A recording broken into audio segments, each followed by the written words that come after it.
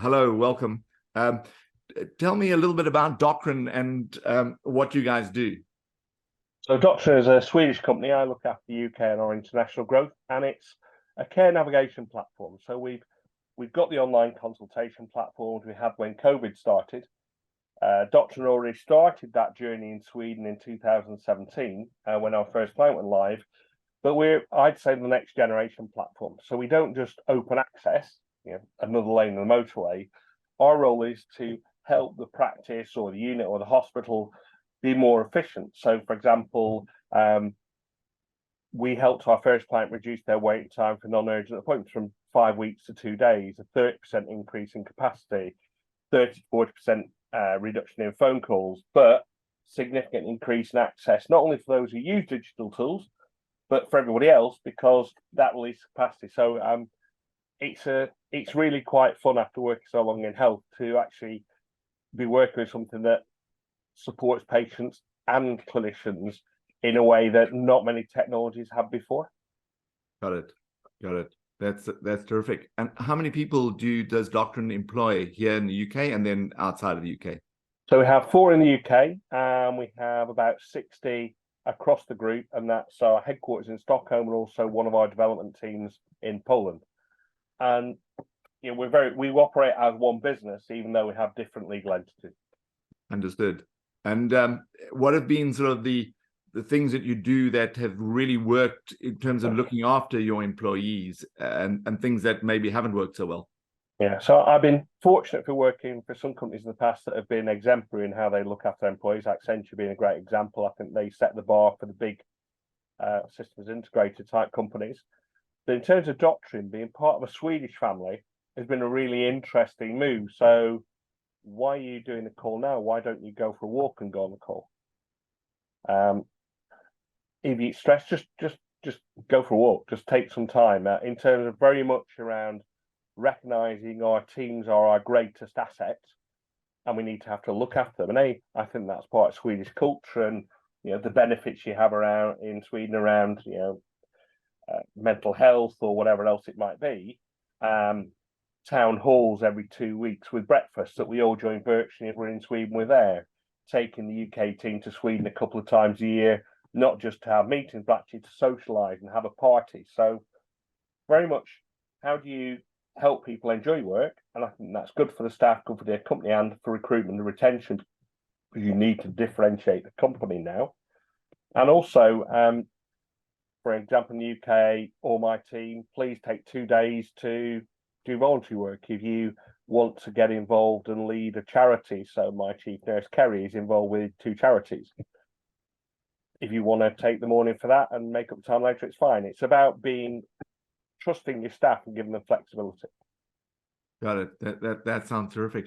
And are there specific employee benefits that you actually offer as part? Is there specific programs that you sign up for? Yeah, so less in the UK because of a smaller company in Sweden. In the UK, it's we talked about the voluntary time, £500 a year gym allowance. If you do need counselling or other support, we have programs in place that in Sweden, and we will fund that in the UK. We don't yet have private healthcare or others in the UK that we would normally have, but in Sweden there's a level of private healthcare support across the business, which Christmas presents, summer presents. It's not as much as we would like to do, and we will do more in the future. But it's also, I think, the biggest part is the expectation of the company is not to work every hour that's sent. It's about getting a life-work balance, and that goes back to something around the culture where actually, if I want to call after working hours in Sweden and it's an internal call, the question is why? We'll do it for customers, but no, make it a time when it's good for everybody. So that's quite refreshing. Great. And you mentioned a £500 a year budget that's specific for gym. Is there any other budget around the things you talked about in terms of mental well-being? And not a budget. We will simply mirror the Swedish support. So we will support you with if you need counselling, for example, because of things that are going on, we will support that counselling in the same way our Swedish colleagues will do. They do that through an insurance-based model. We will meet the cost of it.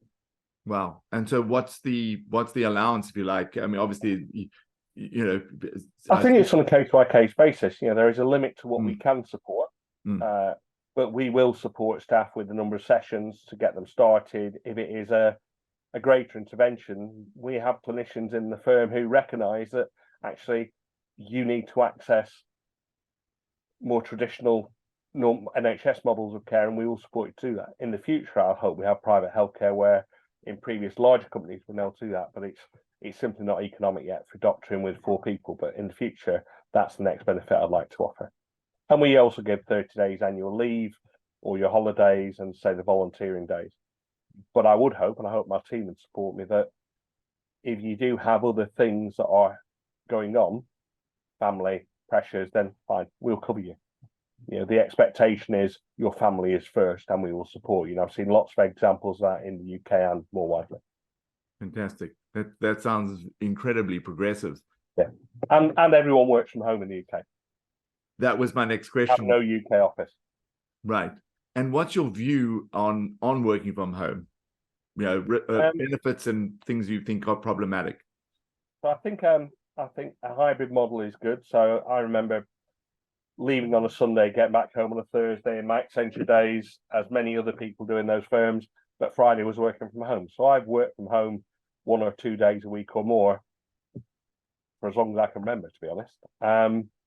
I think it is valuable in terms of work-life balance, but I think there is also a balancing argument that you do need to get together as teams. So in Sweden, the team will go in a couple of days a week. You work to match with your teams. Every Wednesday morning, there's a town hall where we'll get together physically. In the UK, we try to get together every couple of months, at least.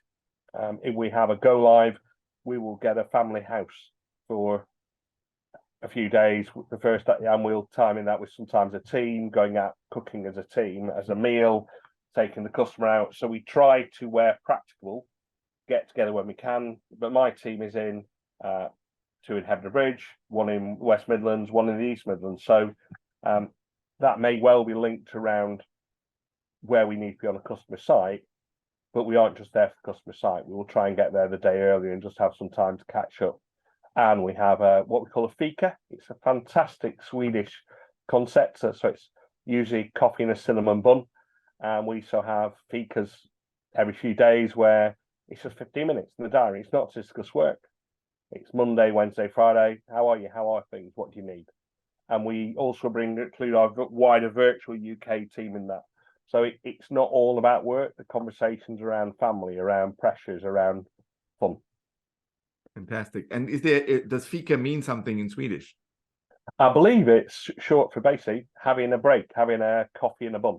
I'd need to look it up what it means, but that's my understanding of it. So in Sweden, if I was there, often if I go over for a week, they'll say, oh, should we go out for a fika? And we'll go to a local cafe and we'll have a coffee and we'll have a pastry. And you just chat. And you don't really chat about work. That's not what the fika is about. The fika is about just engaging as people about how you get on with it, and then you go back to work and talk about work. Got it. And we try to, as we can virtually, have that culture in the UK, and I think it works well. Great. And what's the balance do you feel between, how much are you replicating in the UK now with the 4 staff in the UK versus the main group in Sweden and in Poland? What do you feel I think we replicate as much as we can with the size and resources we have. In Sweden, we have a really lovely office where people can get together physically every fortnight and teams every week. We do that virtually and physically where we can. But also, we're not just on an island. So we also connect with that Swedish family and that Polish family. So we do have that town hall where we all join virtually from wherever we come to. And we had, during lockdown, we had colleagues who were locked down in Italy and Spain, and they would come in. So I don't believe that total home working works. That isn't. If I could, I would have a base where people would get together a couple of days a week. I know it's an old concept, but that coffee cooler chat. We are social animals by our nature. I think it's very hard, particularly if I bring in clinical staff or those who've been used to that 24/7 working with teams, virtual is really hard. So you do need to support and help them work out what is right. Yeah, you can go to Costa. It's fine. Work from Costa. I'm not bothered where you work. Do you want to play golf in the afternoon or go for a coffee with friends? Fine. Just make up the time later. If you're not making up the time, we'll have a different conversation. But having that flexibility to make sure they're not just 8 o'clock in the morning till 5 o'clock in the afternoon in front of a screen, that's just not healthy. Yeah, agree. And what do you think? Just obviously, you're running it much more virtually because you're a very small team, and doesn't make sense to have a full-time office. But if you, in the best world, what would be the balance you feel? Do you feel they've got it right in Sweden with the 2 days a week? What's the optimal mix in your view? I think in Sweden they don't have a requirement. It's what teams really want to. It's as a minimum once a fortnight. Get together with your team. But actually, more people tend to get together more often. You'll find our developers may get together more frequently because they want to sit down and brainstorm an issue or a problem. Our sales team typically get together once a week. And the reason for that, and that's certainly when I was working much more closely with that Swedish sales team, we'd meet once a week to catch up, what's happening, what are your deals like, what problems have you, very much on what are your issues, how we can support you, not the tell me about your pipeline, what are you doing, it's what can we do to help you. I think that's important cultural shift that we don't always make in every company, is those meetings and team calls should not always be about tell me about your performance, tell me about how you're doing. It's right, we know you're doing the best you can, how can we help you? If there is a conversation around performance, that's a separate issue. That shouldn't be every week. You want people to look forward to those calls and contribute, not sit there going, but I do miss that getting together with teams. In my Accenture days, I'd be in the London office once a week, and I live in Yorkshire, and that really valued me because I could just wander around and just, over there, I might spend a couple of hours, 10 minutes here, 10 minutes there, just, hi, how are you? How are things going? I've got this issue. Could I just check I'm planning on doing this? Is that all right when it hits your desk? That pitch rolling, and that's not as easy to do virtually because you sort of have to make time, and you can't walk past your office. Oh yeah, they've got 5 minutes out. That I miss. And I've worked full time in offices, and that worked for me as well. But I don't think we'll ever get back there. I think 2 to 4 days, depending on the role. There are some roles. My old days in DHSS where I started work and meeting claimants every day. That's pretty tough doing home working. But other colleagues could have done it. There's also some people don't want to homework. Some people struggle with the facilities and the ability to work from home.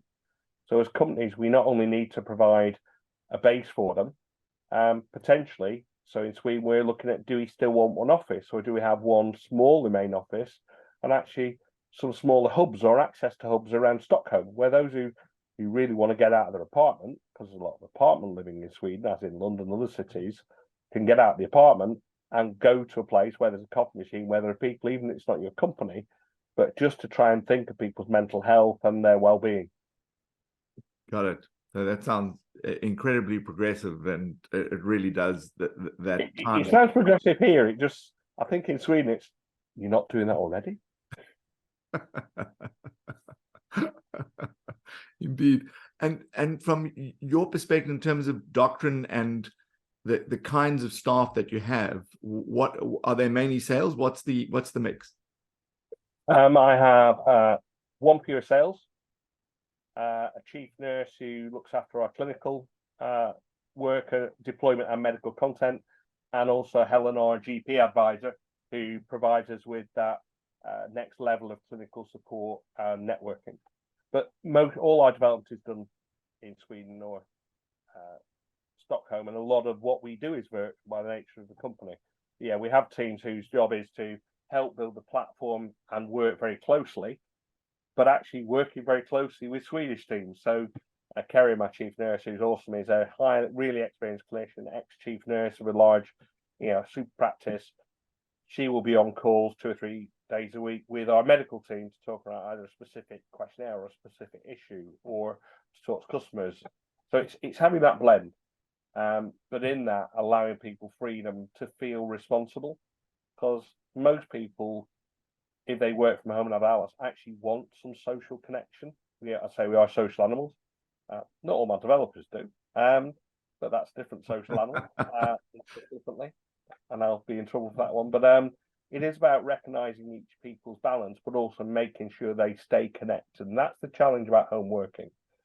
How do you build a team and have people emotionally connected and supportive of each other when they aren't physically seeing each other? So you have to find ways around that, quizzes, virtual parties, whatever it might be. It's not as good as being together, but you can go some way to make sure you have that connectivity that isn't just project or issue related, because that gets a bit depressing.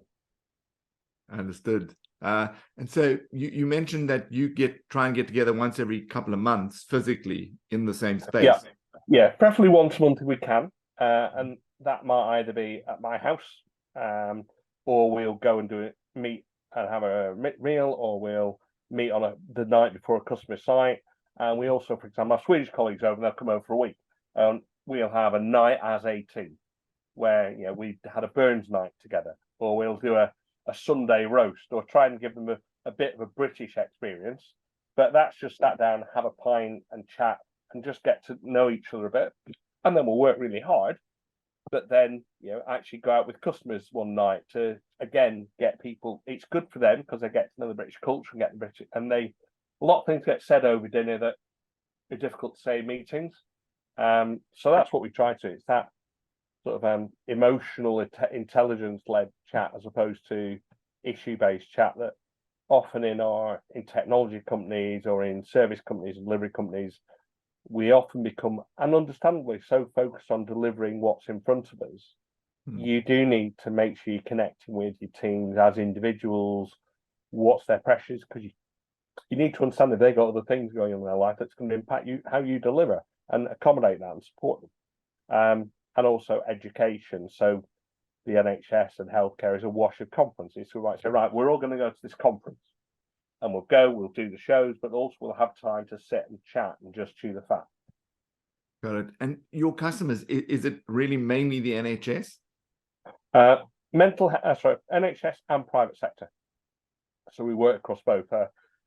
80-20 rule. Health is very similar. How they're funded is different, but the need to engage with and support patients and bring those patients through their care journey to hopefully a really fantastic outcome and experience, not only for patient, but also the clinician caregivers. That's where we fit. And we will, we start off in primary care. We work across care settings, mental health, specialist care, secondary care, dentistry, and we can help those join together. And we do that in the public health market, but also in the private sector. Understood. That sounds very, very sensible. And what's your growth trajectory, do you think, in terms of staffing and, well, firstly the growth and then the staffing related to that? I'm not sure yet. It's really about the numbers going forward. And you work with the NHS, you need to be on a few frameworks, so one of those is coming up. I think what we'll see is an increase in dependence on Sweden as we grow initially. And then when we're ready and we need those physical bodies in country, we'll grow that team. I've seen a lot of companies where they've grown large UK teams and the revenues doesn't follow, and that can be really painful. So I think for us, it'll be using our Swedish colleagues to drive the UK with us wherever possible. And when we're ready, growing the UK. But growing the UK is the same as growing Sweden, because that's about growing internationally as well and growing from those two launch pads. It's a lot easier to get places from the UK often than it is from Sweden, because Sweden, you usually have to go somewhere first, while we've got Heathrow and others. So we review it on a regular basis, and it's a case by case. What I'm looking forward to is 2-3 years down the line that Doctrin UK has established as a significant business, and possibly through partners. That's one of the things we're also looking at, is skilling up our team in Sweden and the UK to support partners delivering what we do, because that is probably more affordable and sensible for us in the short term and medium term. But in the long term, I'd like to see a larger Doctrin family, not just in the UK, but globally. Got it. And those partners, the kind of companies you're looking to partner with? So those are large consultancies, systems integrators, technology providers, and we've also partnered with one company who work really closely on pathway mapping for private companies. So we've got a range of different partners, each of which have their own different strengths and different challenges. So, if I'm working with a large consultancy, I don't need to bring on lots of people to deliver. I teach them to deliver. But what I may do, because of the scale they will bring, I will probably need a bigger team in Sweden or Poland to put units and establish in place. So we'll be driven by demand. We've got a great workforce. They're incredibly capable across all the 3 countries we operate. And we also deliver care in Norway and the Czech Republic already remotely. So we're used to working across countries. And I am forever humbled by my Swedish and Polish colleagues to be not only bilingual, but often tri or quad or quintilingual, which as a Brit, I can speak Lancashire, Yorkshire, and a bit of London. Very true. And when you say delivering care remotely, do you mean what sort of care are you talking about there? So if you imagine our platform, I'm a patient, I'm worried about my care. I can access the platform, get self-care advice, to signpost to the right service. That typically means 20% of people don't need to be on the phone to the GP or the hospital. They can access more timely, effective care. And when I come in, I'm routed to the right individual team straight away. I'm not having to go through hoops when I don't understand the system. And then often working through web chat or digiphysical care, we call it, where we'll do what we can virtually. And if we need to bring you in to listen to your chest or take bloods, we'll do that. And then I can hand over to other colleagues. If you integrate our units, I can hand you to other care providers in the area. So if I'm private care, I can send you to dermatologists at the hospital, or pass you on to, if you've got mental health challenges driven by debt, our partner customers can help support the clinical intervention. But actually what you need is someone in a responsible third sector organization who will help you manage the underlying problem, which is your debt. And so you can become much more holistic. And that's what I enjoy. But the other side of this is it's about outbound care. So if you're in hospital, we can do your outpatients, if possible. We can do virtual triage. So if you're on a long waiting list now for your knee, we can send you a review every 2 months automatically. And if you're deteriorating, we move you up the queue. We can do your pre-op and post-op. We can do your discharge. So when I was at Leicester, we had huge challenges with people returning to hospital in the first 2 weeks. Not great for the patient, also not great for hospital because you don't get paid for that. So it's better on all sides that if you can manage them more effectively. So if you know through your risk mapping which patients are likely to be concerned and want to come back in, you can reach them the day they go, how are you feeling? Day one, how do you, it's not, you had a hip replacement weekend, it's probably going to be tough. Can you just take, and it's not about not wanting to give care. It's about not having someone suffering silently at home until they can't cope anymore and come in on Friday because I've not been able to pee all week because I've got a bladder infection. Actually, you know about the bladder infection on Tuesday, and you can give them drugs at home. They're not in on a Friday, maybe spending all weekend waiting for a urologist to come in. So it's around actually a win-win, far better for the patient in terms of experience and outcomes, but also much better for the clinicians in terms of a more pleasant working life. And receptionists love platforms like this because they're not screamed at quite as much by understandably grumpy patients. Sure. But also much better for the organisations. They can be far more effective and efficient with their resourcing, particularly in those clinical areas where there simply aren't many staff.